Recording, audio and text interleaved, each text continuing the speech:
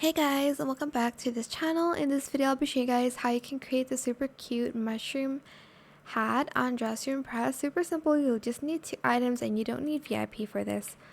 You're going to select this hat and I'm just going to scale it up real big like this, and I'm just going to add this pattern. You can kind of adjust it if you want to make it a little bit lower, if you want move it forwards or a little bit backwards, I guess. Then for the stump, we're going to use this fur hack, and then I'm just going to scale it up just a little, and then I am going to position it down here, and I'm just going to move it back a little bit, and voila, that is it. It's as simple as that. That is how you can create the mushroom hat. You can adjust it to your liking, obviously, but I hope this tutorial is helpful for you guys. Don't forget to like, comment, share, and also subscribe to this channel if you haven't done that already.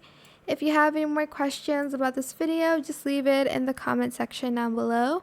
I will try my best to answer them all for you guys. And if you found this video helpful, please click the thanks button as well. That is it. Thank you so much for watching. Bye!